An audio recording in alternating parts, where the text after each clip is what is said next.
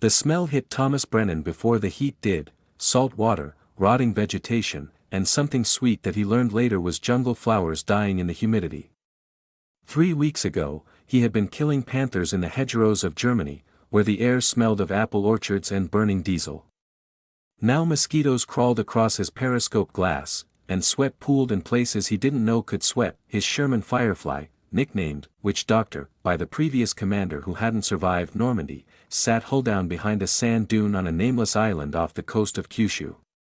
The 17-pounder gun, 17 feet of rifled steel designed to kill the heaviest German armor, pointed toward a jungle tree-line that intelligence promised contained nothing more dangerous than starving infantry with bamboo spears. Brennan didn't believe intelligence. He hadn't believed them since Villers-Bocage. "Sergeant, the Yanks are asking why we're not moving."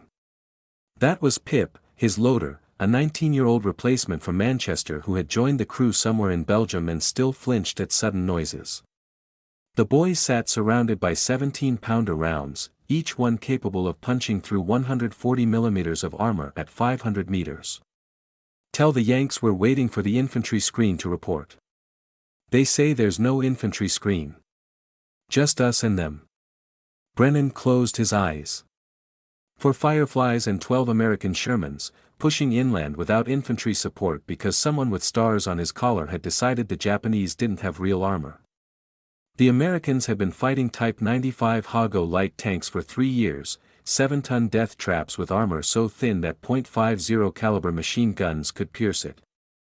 They had stopped respecting Japanese tanks entirely, but Brennan had read the intelligence summaries that the American commanders dismissed. Japan had built something new. The Type 3 Chinook medium tank carried a 75mm high-velocity gun derived from a field artillery piece. Its frontal armor was 50mm thick, pathetic by European standards, but enough to stop the American 75mm Sherman gun at combat ranges. The Japanese had positioned these tanks throughout Kyushu, hidden in prepared fighting positions, waiting for the invasion that everyone knew was coming, waiting for tanks exactly like the ones now rolling up a narrow jungle road without scouts. Captain Marcus Webb's voice crackled through the radio. "British lead, this is column actual. We're advancing. Follow or get left behind." Brennan keyed his microphone. "Column actual, recommend we hold position until, negative. We have a schedule. Move out." The Fireflies fell into line behind the American Shermans. Davies, the Welsh gunner who had killed more tanks than anyone in the regiment, muttered something obscene under his breath. Brennan didn't disagree. They pushed through jungle so dense that the canopy blocked the sun entirely. The road narrowed until branches scraped against the hull. Brennan watched through his vision blocks as green walls closed around them like the sides of a coffin. If the Japanese had prepared an ambush position anywhere along this road, the column would die before they could turn around. The lead Sherman rounded a blind corner. The explosion threw debris across Brennan's periscope. He blinked away the flash and saw the American tank burning, its turret blown completely off by the force of an internal ammunition detonation. Through the smoke, he glimpsed movement, something large, something angular, something with a gun barrel traversing toward the second Sherman, not a Hago. Not even close. "Chinook!" Brennan shouted. "Gunner, target front, 300 meters." The second Sherman died before Davies could acquire. The Japanese 75mm punched through its hull like a fist through paper. Men screamed on the radio. Captain Webb's voice cut through the chaos, giving orders, trying to organize a response, and then his tank exploded too, hit from a second position that no one had seen. .3 Shermans dead in 15 seconds. The American column was trapped on a road with jungle walls on both sides and Japanese armor ahead. The surviving tanks couldn't advance, couldn't retreat, couldn't even turn around. "Driver, forward!" Brennan ordered. Full speed, through the smoke. Through the, now.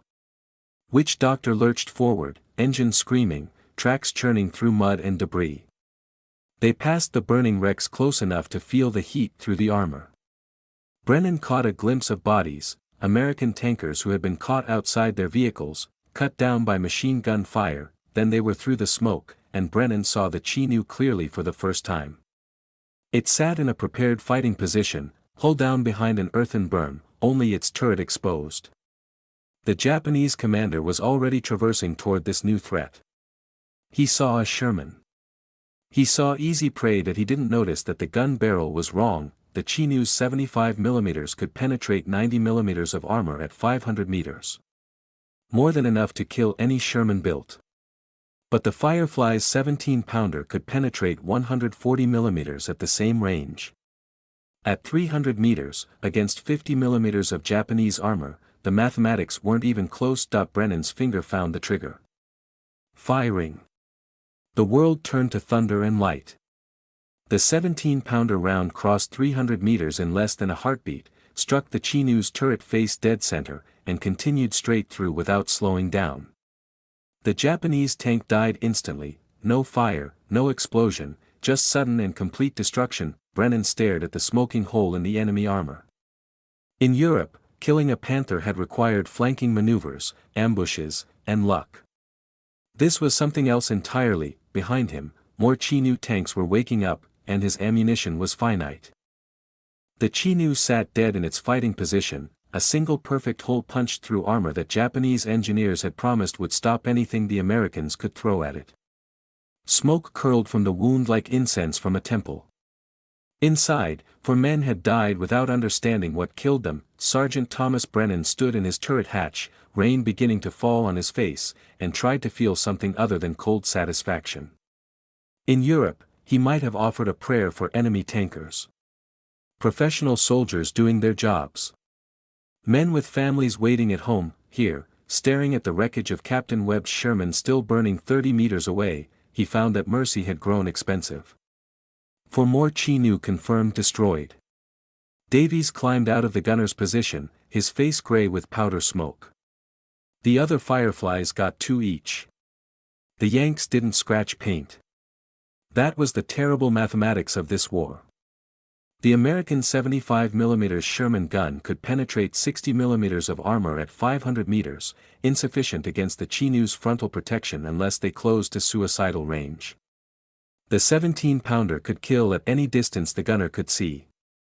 4 Fireflies had destroyed 5 Japanese tanks in 3 minutes while 12 American Shermans watched helplessly. Now those 12 Shermans were 9, and command had fallen to a lieutenant who had never seen combat. James Park stood beside his tank, staring at the burning wrecks of his friends.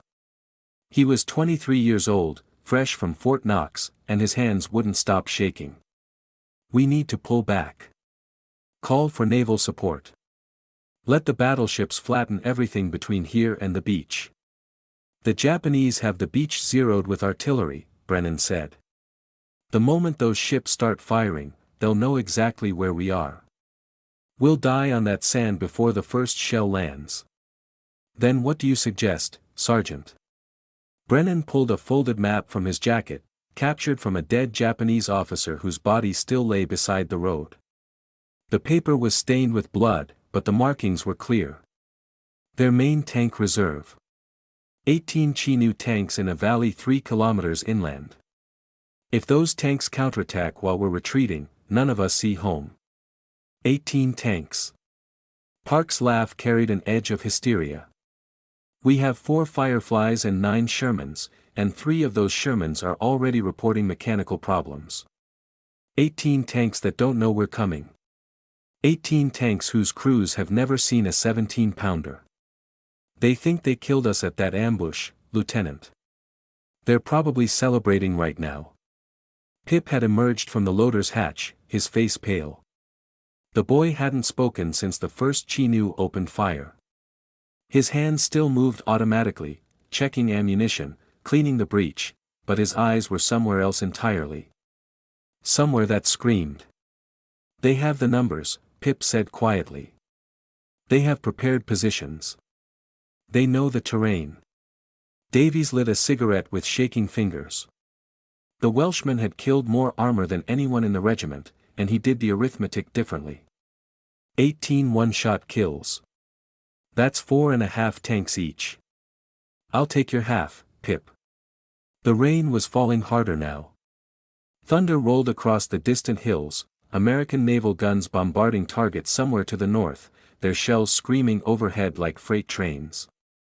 The Japanese would hear those guns and know the invasion was real. They would wake their sleeping tanks. They would man their prepared positions. Every minute the Fireflies sat here was a minute the enemy grew stronger. Lieutenant, Brennan said, in 6 hours, those Chinook tanks will be dispersed across defensive positions we'll never find. Right now, they're concentrated in one valley, probably under camouflage netting, thinking they're safe. We have surprise. We have superior firepower. We have one chance. Park stared at him for a long moment. The rain ran down his face like tears. And if you're wrong? If they're ready for you? Then 4 Fireflies die instead of 9 Shermans and 4 Fireflies. Brennan climbed back into his turret. Make your choice, Lieutenant. But make it fast. The American officer looked at his surviving tanks, crews watching through rain-streaked vision blocks, waiting for orders from a man who had never given an order that mattered. He looked at the burning wreckage of his commanding officer's Sherman. He looked at the jungle pressing close around them, full of enemies he couldn't see, then he looked at the Fireflies. At their long, absurd gun barrels designed to kill armor that shouldn't exist in this theater. At the crews who had crossed an ocean to fight a war that wasn't theirs and now proposed to drive into the teeth of a tank battalion for men they had just met. God help us, Park whispered. Then, louder, column, form on the British. We're going hunting. The tanks began to move. Behind them, rain washed blood from the burning road. Ahead, 18 Chinook tanks waited in a valley they believed was secret. The storm was coming. Lightning split the sky, and in that frozen instant of white brilliance, Sergeant Thomas Brennan saw the valley of his nightmares made real. 18 Chinook tanks sat in neat rows beneath camouflage netting. Fuel trucks were parked beside ammunition carriers. Mechanics worked in the open, oblivious to the storm, their tools flashing as they serviced the machines that were supposed to push the American invasion back into the sea. Officers gathered around a command tent, studying maps, drinking tea, believing themselves invisible. They had no idea that death was watching from the ridge above. Christ, Davies breathed. They're not even dispersed. They're parked like motorcars at a country fair. The Welshman was right. Japanese doctrine demanded that armor be hidden, scattered, positioned in defensive fighting holes where their inferior protection didn't matter. Instead, these tanks were concentrated for a counterattack that would never come. Someone with rank had decided that 18 Chinook tanks could accomplish what the combined fleet could not, that someone had never met a 17-pounder. Targets identified, Brennan said into his radio, keeping his voice steady despite the pounding in his chest. Command tent at bearing 030. Fuel trucks at 045. Tank concentration 015 through 060. Range approximately 800 meters. Lieutenant Park's voice crackled back. That's a lot of targets, Sergeant. Yes, sir. And one road down. The problem was beautiful in its simplicity. The ridge gave them elevation, surprise, and fields of fire that any gunnery instructor would weep over. But the only road into the valley was a switchback carved into the hillside, single file, exposed, perfect for ambush. If the Japanese recovered from their initial shock and organized even a token defense, they could pin the attackers on that slope and destroy them piecemeal. The Fireflies had to be in the valley, among the enemy, before the enemy understood what was happening. Thunder rolled across the hills. The storm was directly overhead now, rain hammering the armor like machine gun fire. Brennan watched through his periscope as mechanics struggled to cover their tools, as officers retreated into tents, as sentries hunched under ponchos and stared at their feet. We use the storm, he said. Move on the thunder. Fire on the lightning.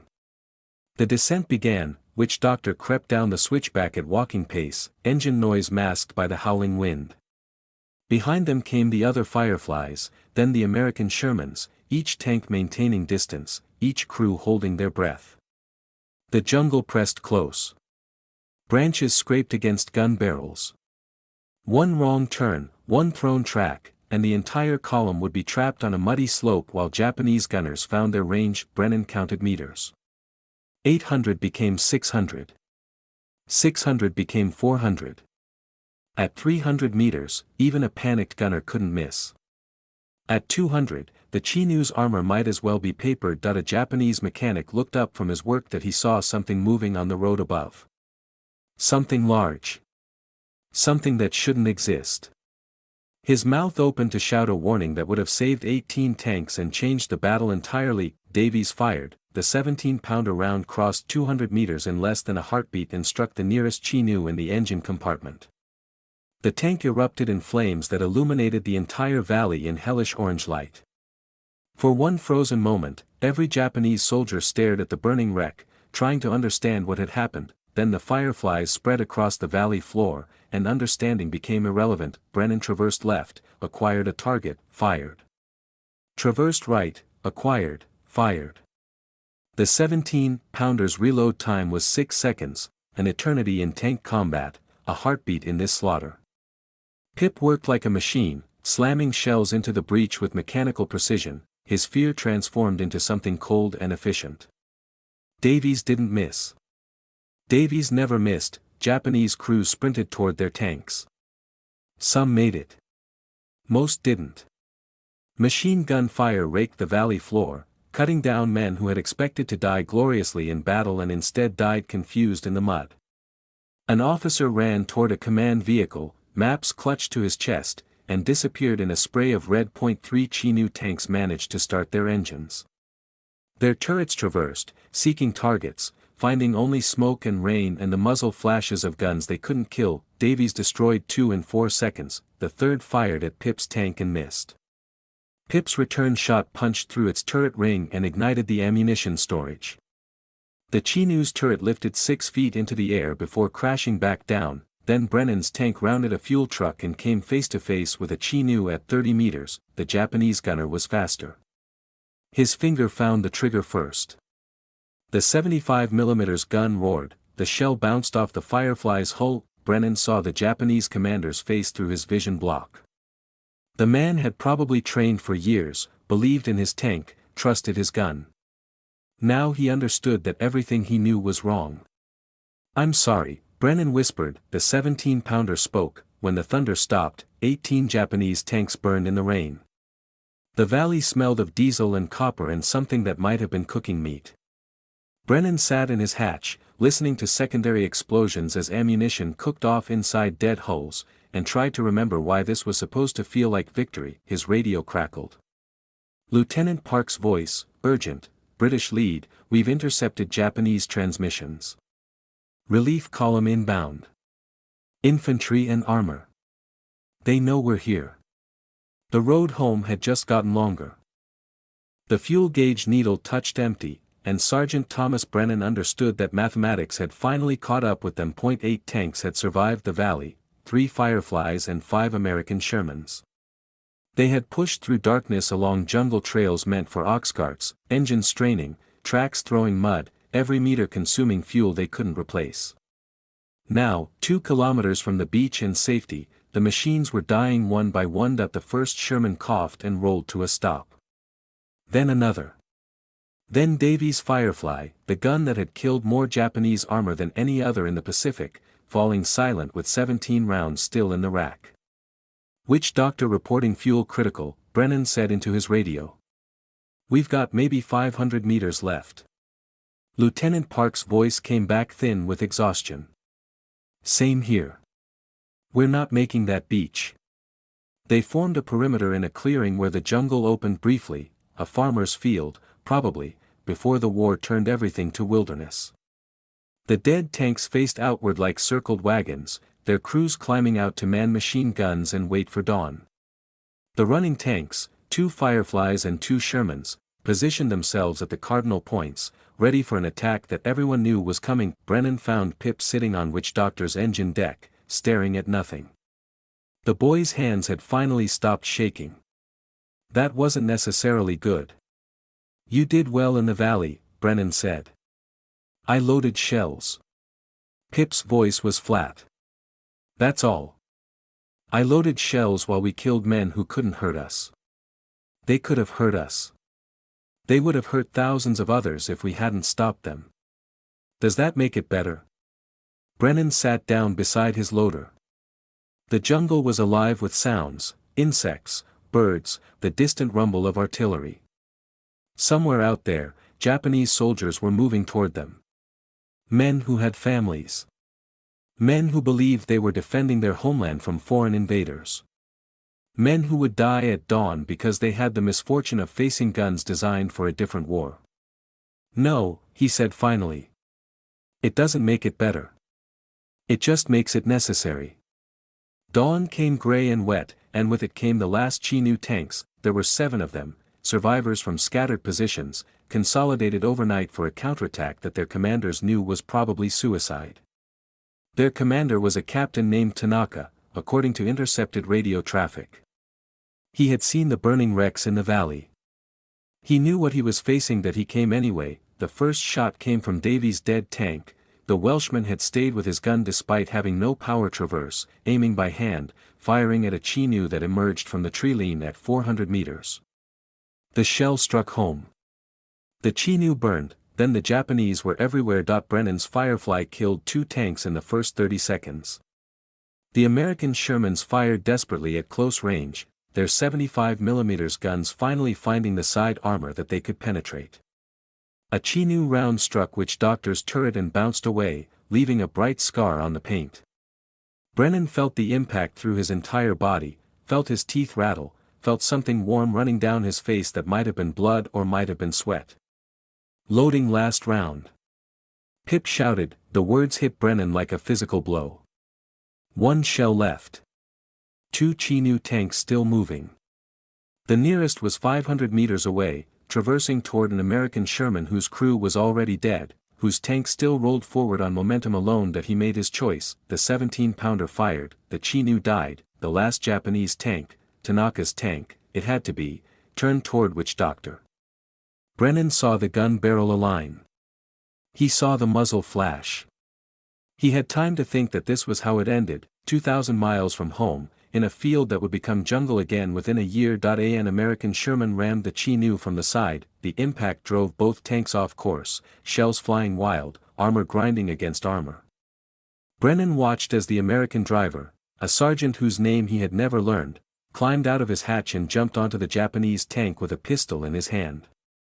He fired through the vision blocks. He fired until the magazine was empty. Then he fell. The Chinu sat still.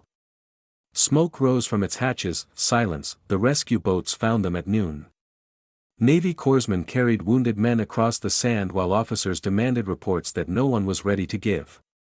The island would be declared secure 3 days later. 2 weeks after that, atomic bombs would fall on Hiroshima and Nagasaki, and Operation Downfall would be cancelled forever, but Brennan didn't know that yet. He sat on the beach beside Pip, watching smoke rise from the jungle where 18 tanks had burned in a valley and 7 more had burned in a field. The American sergeant was wrapped in a poncho now, waiting for transport back to a ship that would carry him home. Someone said his name was Rodriguez. Someone said he had a wife in California. What happens now? Pip asked. Brennan thought about all the men who had died, Japanese and American and British. Men who had believed in their causes, their countries, their tanks. Men whose last moments had been fire and thunder and the terrible understanding that war was not what they had imagined. We go home, he said. And we try to remember why we fought. A transport ship waited offshore. In its hold, Witch Doctor would rust in peace, her killing days finished. Someone had painted 18 marks on her barrel, 1 for each tank in the valley. Pip had added something beneath them, small letters scratched into the paint. A single word that said everything about what they had done and what it had cost, *enough*.